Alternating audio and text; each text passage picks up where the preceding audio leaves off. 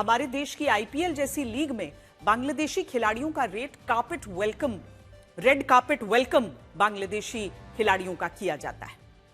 इस बार आईपीएल के mini auction में कोलकाता नाइट राइडर्स ने बांग्लादेश के तेज गेंदबाज मुस्तफिजुर रहमान को 9 करोड़ 20 लाख रुपए में खरीदा और वो आईपीएल के इतिहास के पहले ऐसे बांग्लादेशी खिलाड़ी बन गए जिन्हें सबसे ज्यादा पैसा मिल रहा है। इस ऑक्शन के लिए कुछ नेता और धर्मगुरु कोलकाता नाइट राइडर्स के मालिक शाहरुख खान की आलोचना कर रहे हैं, उनसे ये पूछ रहे हैं कि वो उस देश के खिलाड़ी को अपनी टीम में कैसे जगह दे सकते हैं जिस देश में अल्पसंख्यक हिंदुओं की नृशंस हत्याएं हो रही हैं।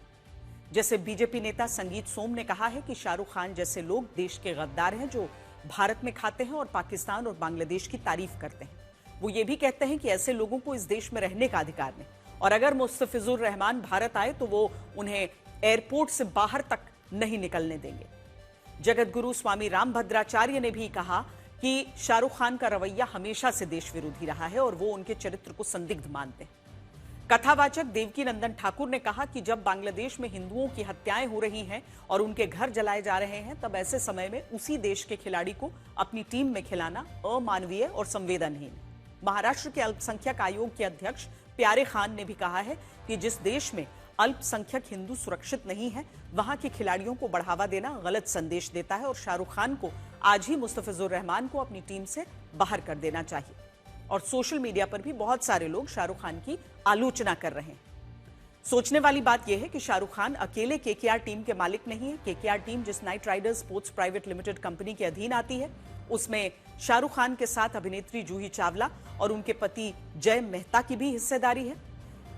लेकिन इस मामले में निशाना सिर्फ शाहरुख खान को बनाया जा रहा है और इसका एक कारण यह भी है कि शाहरुख खान शायद मुसलमान है। हम डंके की चोट पर कहते हैं कि बांग्लादेश के खिलाड़ियों को तब तक आईपीएल में खेलने की इजाजत नहीं मिलनी चाहिए जब तक कि बांग्लादेश में अल्पसंख्यक हिंदुओं पर हमले बंद नहीं हो जाते। लेकिन हम ये भी मानते हैं कि इसके लिए केवल शाहरुख खान को दोषी ठहराना, उन्हें गद्दार कहना सही नहीं हो सकता। अगर सवाल करना है तो आईपीएल की गवर्निंग बॉडी से करना होगा, बीसीसीआई के शीर्ष नेतृत्व से करना होगा और यह सवाल सरकार से भी पूछना होगा कि वो इस मुद्दे पर क्या सोचती है। शाहरुख खान को गद्दार कहने वाले नेता और धर्मगुरु शायद ये नहीं जानते होंगे कि इंडियन प्रीमियर लीग का संचालन बीसीसीआई द्वारा किया जाता है। बीसीसीआई एक स्वायत्त संस्था जरूर है लेकिन यह भारत सरकार की विदेश नीति, गृह मंत्रालय और खेल मंत्रालय के निर्देशों से ऊपर नहीं है। आज भी अगर भारत सरकार किसी देश के खिलाड़ियों को सुरक्षा, कूटनीति और राष्ट्रीय हित के लिए खतरा मानती है तो वो उस देश के खिलाड़ियों पर प्रत्यक्ष या अप्रत्यक्ष प्रतिबंध लगा सकती है। और अभी आईपीएल में साल 2009 से पाकिस्तानी खिलाड़ियों का लगा बैन इसका सबसे बड़ा उदाहरण है। यहां हमारा सवाल यह है कि जब बांग्लादेशी खिलाड़ियों पर प्रतिबंध बीसीसीआई और सरकार को लगाना है तो फिर यहां शाहरुख खान को गद्दार क्यों कहा जा रहा है? शाहरुख खान ये तय नहीं करते कि किन देशों के खिलाड़ी आईपीएल में खेलने के लिए अनुमति किसको होगी, ये तो बीसीसीआई द्वारा तय किया जाता है। और अगर बीसीसीआई किसी देश के खिलाड़ी को आईपीएल में खेलने की अनुमति नहीं देता तो उस देश के खिलाड़ी ऑक्शन लिस्ट का हिस्सा बन ही नहीं सकते। इस मामले में भी बीसीसीआई ने बांग्लादेश के खिलाड़ियों को आईपीएल में खेलने की इजाजत दी जिसके कारण शाहरुख खान की टीम मुस्तफिजुर रहमान को ऑक्शन के दौरान खरीद पाई। बीसीसीआई ही वो संस्था है जो खिलाड़ियों का वेरिफिकेशन करती है, उनके नामों का ऑक्शन पूल बनाती है, एक बेस प्राइस उनके लिए तय करती है और फिर इन खिलाड़ियों से अपने देश के क्रिकेट बोर्ड का नो ऑब्जेक्शन सर्टिफिकेट लेती है। आईपीएल के ऑक्शन में इन खिलाड़ियों को अलग अलग टीमों द्वारा खरीदा जाता है।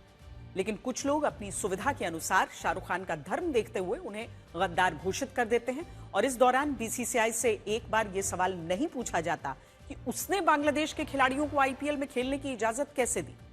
यहां एक और बड़ी बात यह है कि केकेआर से पहले मुस्तफिजुर रहमान दिल्ली कैपिटल्स और सीएसके की टीम में खेल चुके हैं लेकिन तब इन टीमों के मालिकों को उस तरह से निशाना नहीं बनाया गया जिस तरह शाहरुख खान को गद्दार कहा जा रहा है। आज हमें यह भी सोचना होगा कि क्या भारत जो रुख पाकिस्तान को लेकर अपनाता है वही रुख बांग्लादेश को लेकर भी अपनाए। पाकिस्तान भारत का दुश्मन देश है लेकिन बांग्लादेश को अब तक हमने अपना दुश्मन देश नहीं माना है। बांग्लादेश के साथ हमारे रिश्तों में अब भी इतनी गुंजाइश है कि हमारे विदेश मंत्री एस जयशंकर खालिदा जिया के अंतिम संस्कार में शामिल होने के लिए ढाका जाते हैं, वहां उनके बेटे तारिक रहमान से मुलाकात करते हैं। ये बात सही है कि अभी बांग्लादेश में अल्पसंख्यक हिंदुओं की जो स्थिति है उसे लेकर हमें बांग्लादेश के साथ कठोर होना होगा और इसके कारण विदेश मंत्री एस जयशंकर ने ढाका जाकर मोहम्मद यूनुस से मुलाकात भी नहीं की है। लेकिन कठोर होने के साथ हमें यह भी देखना होगा कि बांग्लादेश पाकिस्तान नहीं है जिसे दुश्मन मानकर हम उससे सारे रिश्ते नाते तोड़ लें। देश का खिलाड़ी भारत में कैसे खेलने आ सकता है, मैं पूछना चाहता हूं। कैसे आ सकता है वो रहमान यहां हिंदुओं का कत्लेआम करेंगे और शाहरुख खान जैसे गद्दार देश में उन्हें खरीद कर 9.5 करोड़ रुपया देने का काम करेंगे। ये बिल्कुल नहीं चलेगा और भारत की जनता इसे बिल्कुल बर्दाश्त नहीं करेगी। क्रिकेट टीम खरीदिए, हमें कोई आपत्ति नहीं है, भारतवर्ष के नागरिक हैं, आप कर सकते हैं।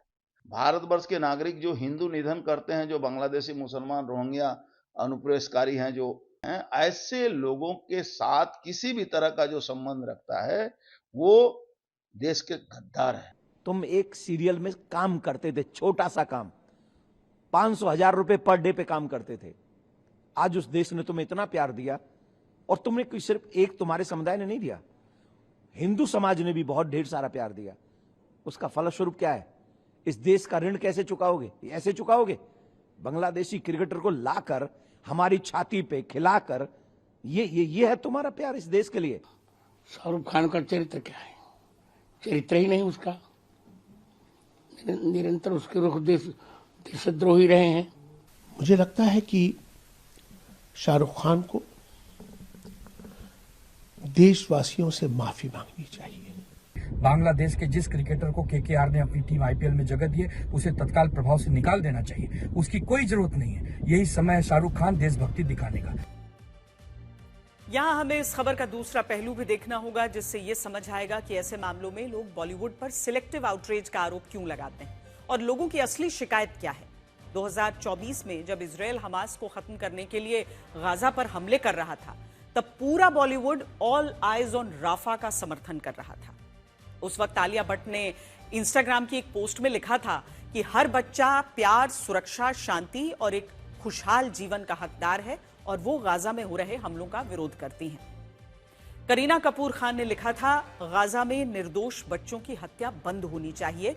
दिया मिर्जा ने भी ऑल आइज ऑन राफा के ग्लोबल ट्रेंड का समर्थन किया था।